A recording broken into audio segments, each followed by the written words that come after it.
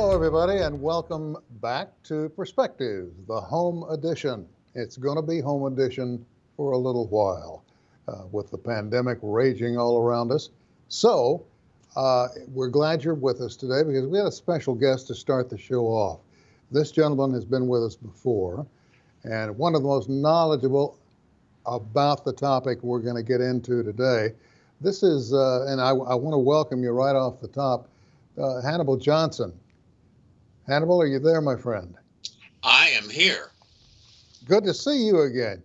You look like you've shaved about 10 years off your life. You must be living right. I try to live right. I'm not always successful, but I try. Well, that's the best one can ask. Hannibal, you're with the Race Massacre Commission. Right off the top, I've got to point out that one of our lawmakers was recently welcomed back into the fold. Mr. Langford took some reconciliation on the commission's part to bring him back. What was that all about? Well, the 1921 Tulsa Race Massacre Centennial Commission is designed to really highlight, showcase, and uplift the Greenwood community as an entirety.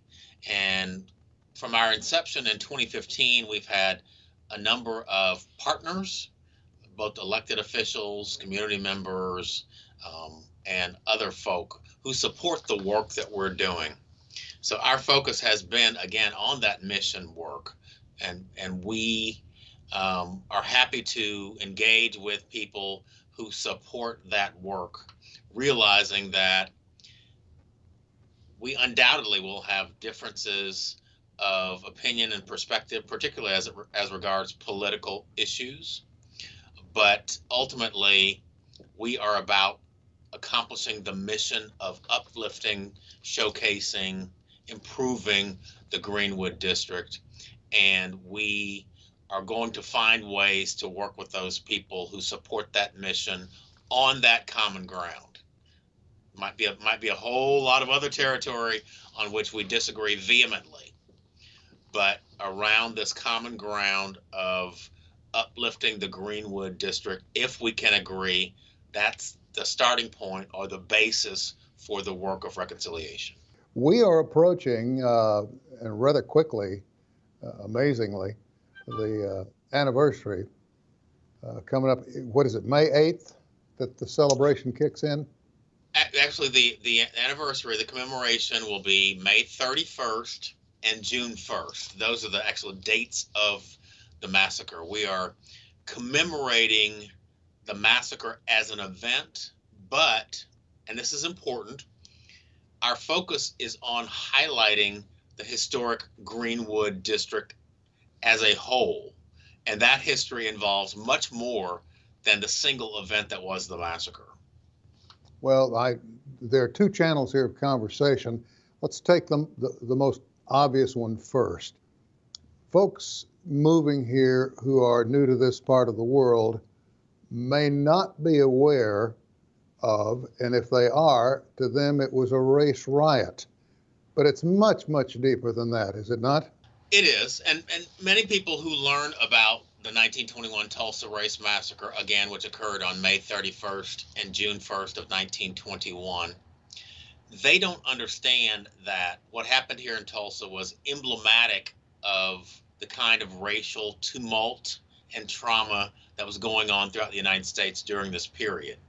In fact, historians and sociologists often refer to this period in our history as the nadir of race relations in America. Nadir is a word, kind of a fancy word that means the low point.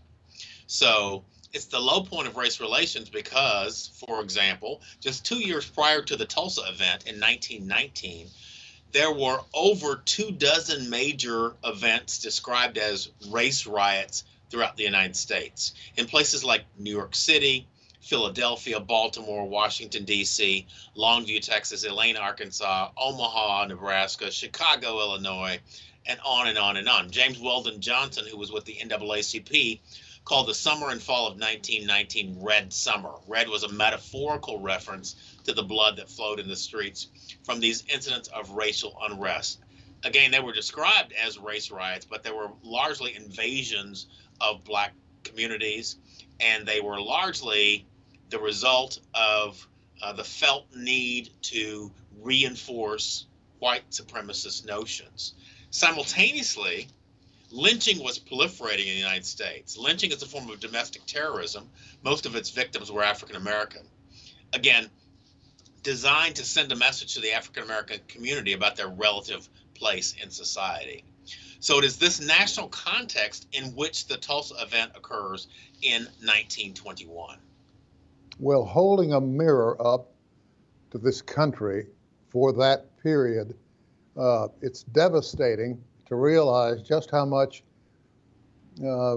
prejudice existed in this country at that point in time. I know, for example, the baseball players who made it from the old Negro League into the majors were threatened. Their families were threatened. The team owners were threatened. And it took players on the team, white players, surrounding the black players who had just joined the major leagues to help bring an end to some of the threats and some of the things that these players had to put up with. Hank Aaron, who died recently, put up with it for years. Even after 1961, he was still under threat, even though at the time you would think that was long, long over with. I'm curious to know a little bit about the new center that's going in. This is a world-class operation we're talking about, isn't it? Right. So we're building what we're calling Greenwood Rising. It's a world-class history center, and it is designed to tell the Greenwood story, tell the narrative. So it will include, obviously, some discussion of the massacre, but fundamentally, it's about the people of the Greenwood District. These were remarkable people who created something from a vision.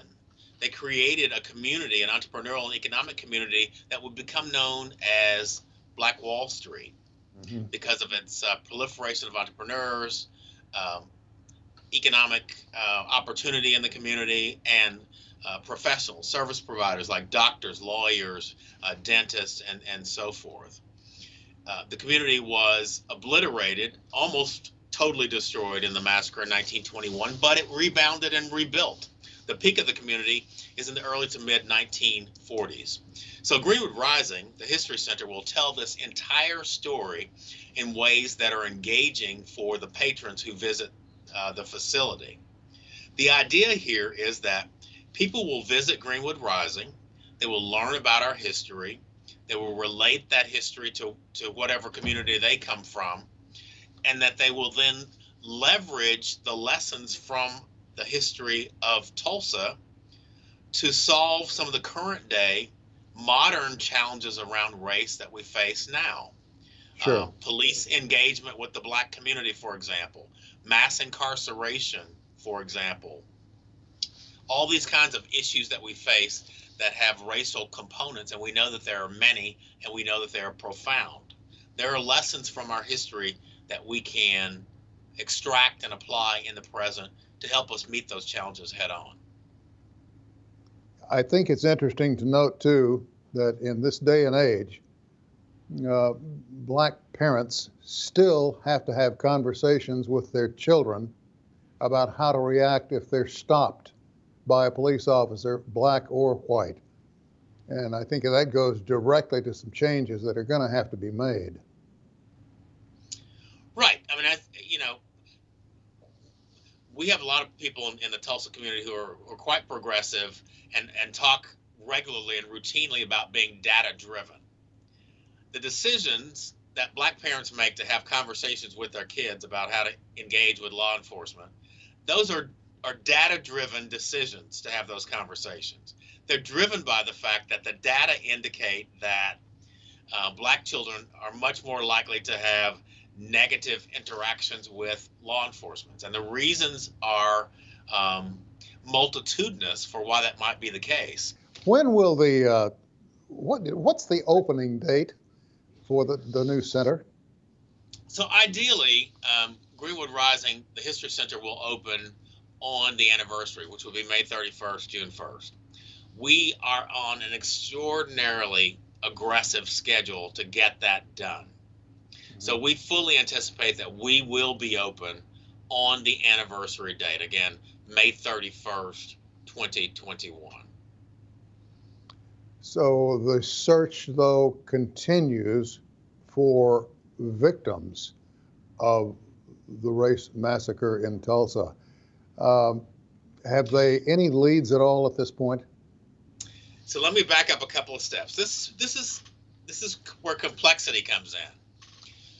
So what's going on today in Tulsa as a result of the work of Mayor G.T. Bynum and his interest in this history and in law enforcement specifically as it regards this history, there is a search underway for possible mass graves that are connected to the 1921 Tulsa Race Massacre.